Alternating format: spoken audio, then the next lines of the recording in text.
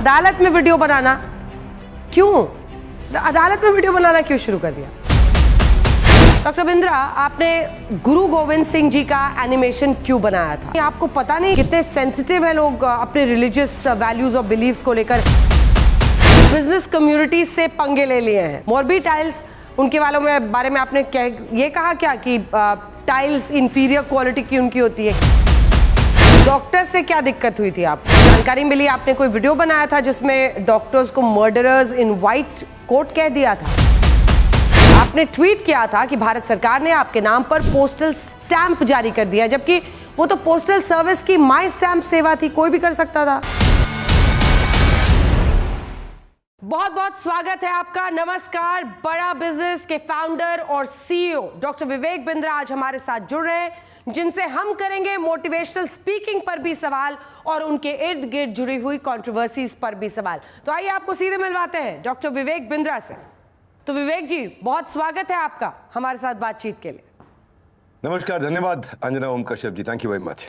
पहला सवाल, आपके वीडियोस जो भी देखेगा मोटिवेशन तो आप देते हैं, लेकिन साथ में बहुत ही हाई वोल्टेज ड्रामा भी होता है, जिसमें आप एनिमेशन के जरिए, कभी बातचीत के जरिए, कभी लोगों से कुछ सवाल पूछकर उनके रिस्पॉन्सेस के जरिए एक यूफोरिया क्रिएट करते हैं।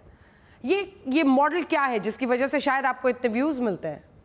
नहीं, thank you very much, thank you. देखिए क्या है, कभी भी अगर आप लोगों को कोई बात कम्युनिकेट करना चाहते हैं तो पहला चीज है आपके पास स्ट्रॉन्ग कन्विक्शन होना चाहिए। स्टोरी टेलिंग के अगर थ्रू कर सकते हैं आप, तो आई डोंट नेवर गो अनप्रिपेयर्ड। मैं जब भी बात करता हूं बड़ा प्रिपेयर्ड रहता हूं, पावरफुल ओपनिंग और क्लोजिंग के साथ चलता हूं, हमेशा एनोलॉजीज मेटाफर्स को यूज करता हूं। I don't go of script. मैं पर्पस रहता है ना माइंड में, तो पर्पस ब्रिंग्स क्लैरिटी। आज भी करके आए हैं? हाँ आज जी, भी आज भी इंटरव्यू के लिए तैयारी करके आए हैं?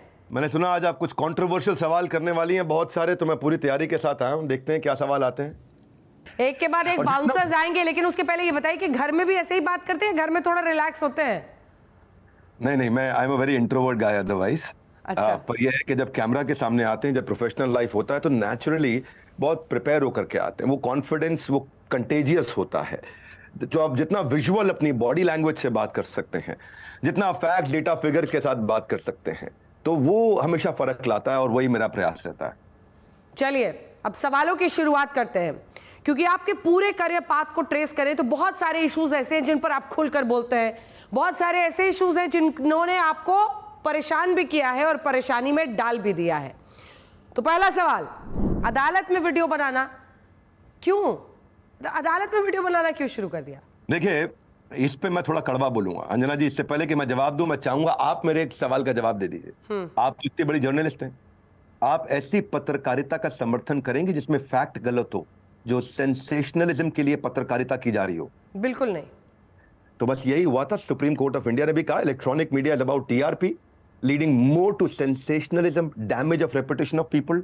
किसने बोला मैंने वीडियो बनाया था? एक रिपोर्टर ने झूठी स्टोरी फैलाई, पूरी मीडिया फैक्ट फाइंडिंग छोड़ के उसको छापने में लग गई। जंगल की आग कह लो या भेड़चाल कह लो, ऑल्टर्ड फैक्ट और फेक न्यूज, ये बड़ा प्रोपेगेंडा होता है जी। इसमें तेज तर्रार भी था, क्राइम तक भी था, IBC 24 था, लल्लन टॉप था, कई अखबार थे। तो बाकायदा कमिश्नर ऑफ पुलिस ने फरीदाबाद के इसके लिए अपना स्टेटमेंट जारी किया। मैं कहता हूं प्रिंसिपल ऑफ एक्यूरेसी और प्रिंसिपल ऑफ फेयरनेस, ये जर्नलिज्म के दो बड़े इंपॉर्टेंट गाइडलाइंस हैं, प्रिंसिपल्स हैं। और जो फरीदाबाद कमिश्नर ऑफ पुलिस के जो PRO सूबे सिंह स्टैंप के साथ उन्होंने इसको जारी किया कि भाई ये अफवाह है, इनको कभी गिरफ्तार नहीं किया गया। अगले दिन मैंने DS के लीगल, टॉप लीगल फर्म है, उसको हायर किया। 10-10 करोड़ के मैंने डेफेमेशन के नोटिस, उस जो प्रेस रिलीज निकाली गई जो UP पुलिस के द्वारा, क्षमा चाहता हूं, फरीदाबाद पुलिस के द्वारा, प्रेस रिलीज के साथ मैंने सबको नोटिस भेजे। 55 मीडिया वाले थे जिन्होंने ये बोला कि मैं जेल में हूं, धर के पकड़ के ले गए, जेल भेज दिया।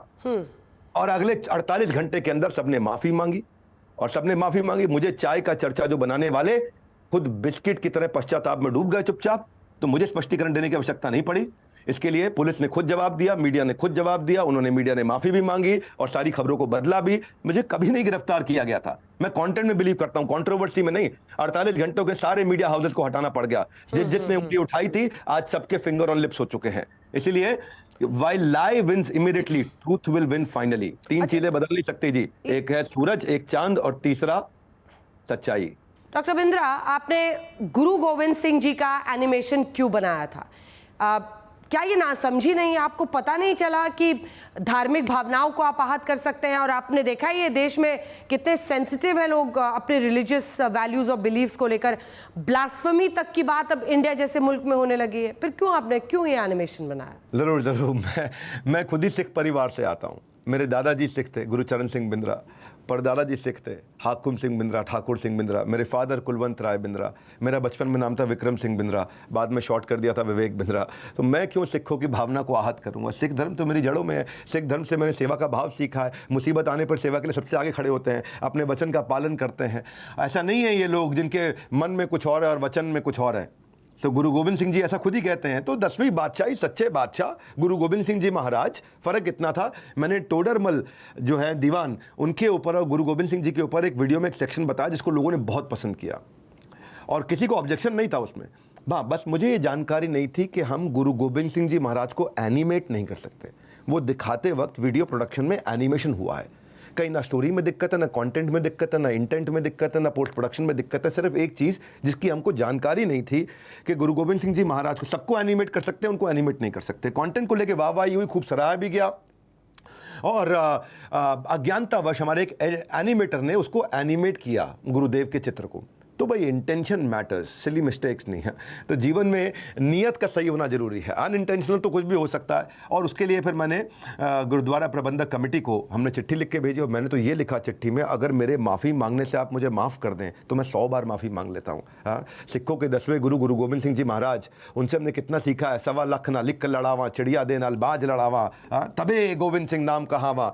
तो हमारे यहाँ विजुअलाइज करके दिखाई जाती है बस कहानी। ये विजुअलाइजेशन पे फोकस करते हैं हमारे यहाँ, क्योंकि जो एक विजुअल होता है वो 1000 शब्दों से ज्यादा वैल्यूएबल होता है। तो वो वीडियो की क्लैरिफिकेशन में पहले भी ललन टॉप पे भी दिया मैंने, आज आपने पूछ लिया, मैंने फिर से कर दिया कि भाई वो अनइंटेंशनल एनिमेशन था।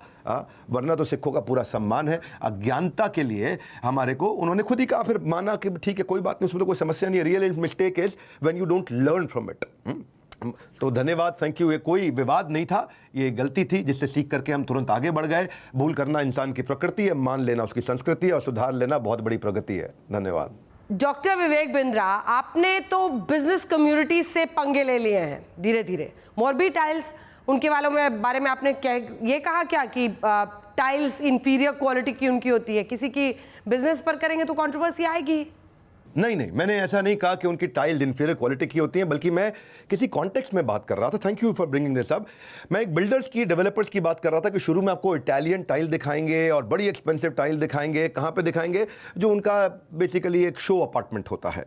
और उसके बाद में हो सकता है कई बार कोई मोरबी से लोकल टाइल उठा करके ले आएँ।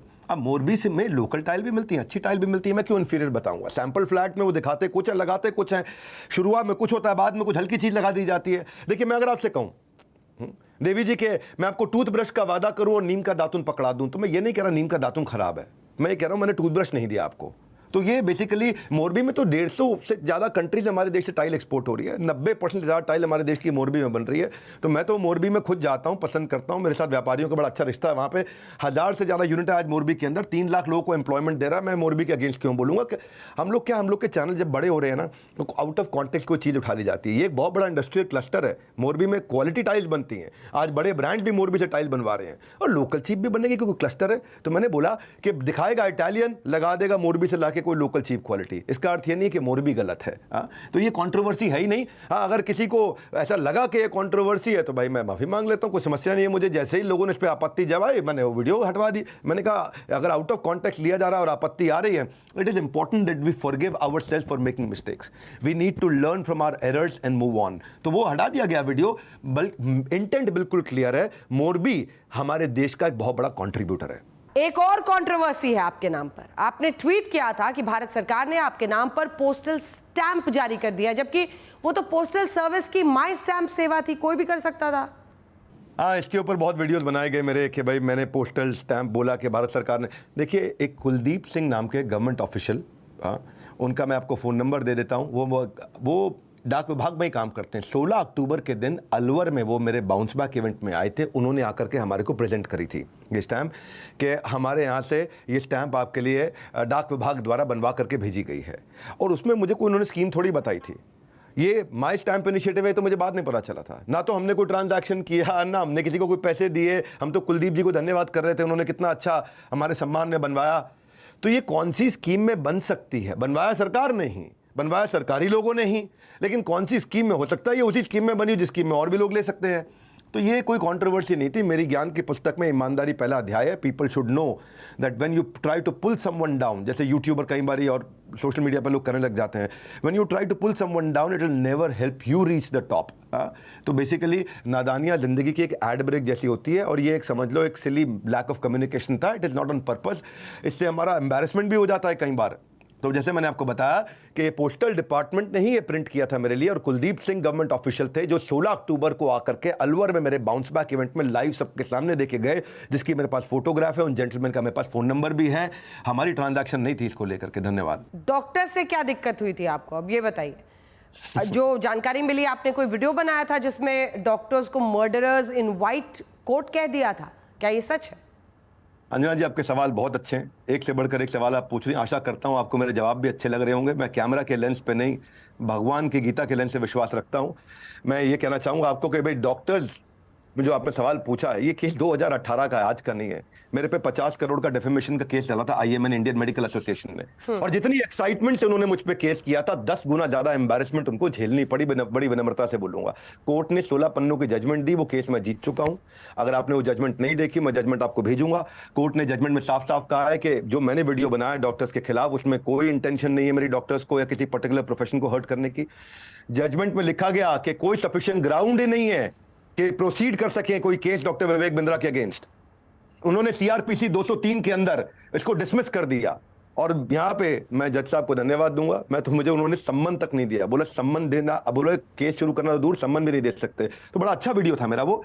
और by stretch of any imagination जज साहब ने कहा कि ये वीडियो किसी भी सेक्शन पे कोई झगड़ा नहीं करा रहा। तो कोर्ट ने, मैं जज साहब ने बोला, मैंने 20 बार इनका वीडियो देखा, मुझे नहीं लगा इसमें कुछ भी गलत है। इनफैक्ट देवी प्रसाद शेट्टी की, गोविंदप्पा वेंकट स्वामी डॉक्टर हैं, अरविंद आई केयर हैं, टाटा मेमोरियल हॉस्पिटल, मैंने उनकी तारीफ भी करी थी।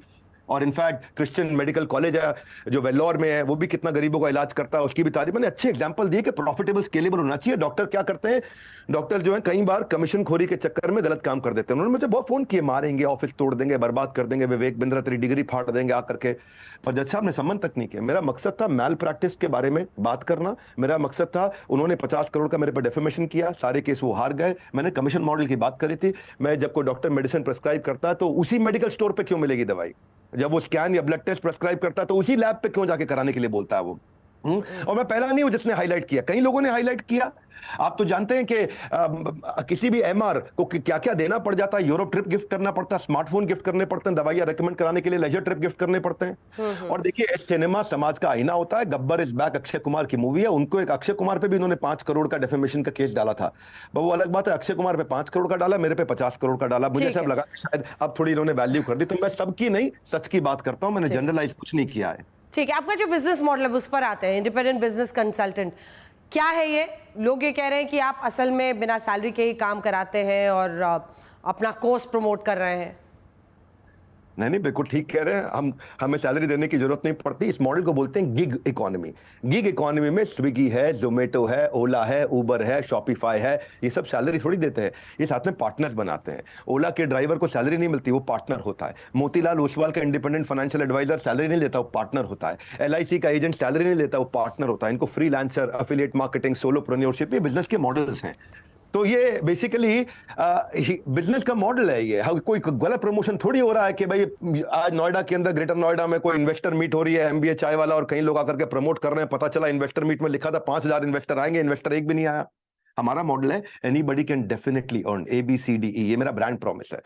तो मॉडल बेसिकली क्या है कि अपनी मर्जी का समय, अपनी मर्जी की जगह, अपनी मर्जी का काम, अपनी मर्जी का दाम, दुनिया लेगी सुबह शाम, पूरे सम्मान से आपका नाम। We are serving the underserved. इसको फ्रीलांसर्स का, सोलोप्रेन्योर्स का मॉडल है। तो ना तो देखो मैं ये बोल के साबुन बेच रहा हूं कि भाई इसमें सोने का सिक्का है, ना मैं ऐसा कह रहा हूं कि 7 दिन में गोरा करने वाली क्रीम है, आप ये ले लो। भाई मेरा मानना सिर्फ इतना है कि IBC एक अफिलिएट मार्केटिंग का एक ऐसा मॉडल है जिसमें आज हम मार्जिनाइज लोग जो हैं, बिल्कुल एकदम Tier 3, Tier 4, Tier 5 से जो जुड़े हुए हमारे साथ में लोग, वो आकर के हमारे साथ में बिजनेस करते हैं। अमेजॉन भी कराता है, फ्लिपकार्ट भी करता है, LIC भी करता है, बजाज फाइनेंस भी करता है, अनअकैडमी भी करता है। तो ये एफिलिएट मार्केटिंग की तरह ही है IBC का मॉडल। इसमें उसको लाइफ टाइम की अपॉर्चुनिटी मिलती है हमारे साथ जुड़ने के लिए, हमारे फुल प्रोडक्ट को मार्केट में लेके जाता है, वर्क फ्रॉम होम करता है, उसको इंफ्रास्ट्रक्चर चाहिए नहीं, अच्छी उसको इनकम हो जाती है, उसको फुल टाइम भी काम कर सकता है, पार्ट टाइम भी कर सकता है, लोकल ट्रेनर उसको दे देते हैं, उसकी कोई क्वालिफिकेशन की रिक्वायरमेंट भी नहीं है, हम उसको ट्रेन करते हैं, और अगर वो नहीं कमा सका 100% मनी बैक गारंटी देते हैं। सारा रिस्क मेरे कंधे पे है अंजना जी। अच्छा, कंधे पे है। कंधे हाँ, से और कर्म पर आते हैं। आपने तो भगवत गीता को भी अपने फायदे के लिए इस्तेमाल कर लिया, ऐसा आरोप लगता है। आचार्य प्रशांत कहते हैं कि आप जिन लोगों को गीता के संदर्भों के जरिए घुट्टी पिलाते हैं, अगर वो गीता समझ जाएं तो आपकी दुकान बंद हो जाएगी। ये कौन कहते हैं ऐसा? आचार्य प्रशांत। आचार्य प्रशांत जी मुझे नहीं लगता कि ऐसा बोलेंगे, जिम्मेदार व्यक्ति हैं। मैं सोचता नहीं कि वो ऐसी बात करेंगे कि भाई मैं गीता के साथ मिलकर कुछ कमर्शियलाइज कर रहा हूं। मैं फ्री वेबिनार सेमिनार्स करता हूं भगवत गीता के। मैं भगवत गीता से लोगों को management principles, leadership principles, behavioural principles सिखाता हूं। मैंने गीता पे सिर्फ हाथ नहीं रखा है, मैंने गीता का साथ भी रखा है। तो जो बोलूंगा सच्ची बोलूंगा। मैं बता देता हूं, आचार्य प्रशांत जी ने नहीं किया होगा, किसी ने और ने वीडियो बना करके जरूर बोल दिया होगा। तो मेरे और उस व्यक्ति के लिए मेरा कर्म उसकी मोहर की मोहताज नहीं है। भगवत गीता कोई साधारण किताब नहीं, कल्प वृक्ष है। भगवत गीता से आप शारीरिक, मानसिक, भौतिक, आध्यात्मिक, व्यापारिक जो सुधारना चाहते हैं सुधार लीजिए। भगवत गीता नेशनल बुक होनी चाहिए हमारे देश की। और कौन कहता है मेरी दुकान बंद हो जाएगी? देवी जी, जब वो मेरा बिजनेस ही नहीं है तो दुकान कैसे बंद हो जाएगी? ऐसा कहने वालों को मेरे बारे में, मेरे स्टार्टअप के बारे में जीरो जानकारी है। भगवत गीता का जब मैं सेमिनार करता हूं उसको बोलते हैं गीता इन एक्शन। ऑडिटोरियम में करते हैं, कोई टिकट चार्ज नहीं करते, लोग फ्री में आकर के अटेंड करते हैं। वहां पे हम लोगों को भोजन खिलाते हैं, कोई टिकट चार्ज नहीं है, भोजन की भी फ्री में खिलाते हैं। लोगों को भगवत गीता की कॉपी देते हैं, कोई टिकट चार्ज नहीं है, भगवत गीता के लिए उनसे पैसा भी नहीं लेते हैं। सारी व्यवस्था सब कुछ मुफ्त में किया जाता है। तो मुझे नहीं लगता आचार्य प्रशांत ने ऐसा कभी कहा होगा कि मेरी दुकान बंद हो जाएगी। भगवत गीता एक प्रश्न उत्तर की किताब है, एक behavioural attitude, learning, perception, motivation, overcoming anger, overcoming stress, सब कुछ सीख सकते हैं। और अंजना जी, आपसे भी प्रार्थना करूंगा भगवत गीता आप भी पढ़िए। एक यूट्यूबर है डॉक्टर विवेक, कैरी मिनाटी, काफी फेमस है, उनके हर वीडियो को लाखों व्यूज मिलते हैं। आपको प्रॉब्लम है क्या कोई उनसे? आप खूब रोस्ट करते हैं, लोग तो कहते हैं कि जलते हैं आप। अंजना जी, आप एक बात बताइए, अगर अभी मैं कुछ यहां गाली गलौज और अब्यूजिव लैंग्वेज का प्रयोग करूं, मार धाड़ की बातें करूं, तो क्या आप मुझे बोलने देंगे? आप मेरे को रोक देंगे? ये इंटरव्यू यहीं रुक जाएगा। अच्छा, व्यूअर क्या करेगा? व्यूअर भी चैनल बदल देगा और अपने बच्चों को ऐसे कंटेंट से दूर रखेगा। लेकिन जब उस कंटेंट का क्या जो इससे भी ज़्यादा खतरनाक है, जो बच्चे कंज्यूम कर रहे हैं, आज व्यूज़ की आड़ में कुछ भी बनाया जा रहा है, व्यूज़ के लिए कुछ भी किया जा रहा है। हाँ, कंटेंट का ऐसा है कि जो जरूरी नहीं है कि जो बिकता हो वही हमेशा बेहतर है। तो मुझे कैरी मिनाटी जी से कोई समस्या नहीं, मुझे उनके कुछ चॉइस ऑफ वर्ड्स के साथ थोड़ी प्रॉब्लम थी। गाली वही देते हैं जो अंदर से खाली होते हैं।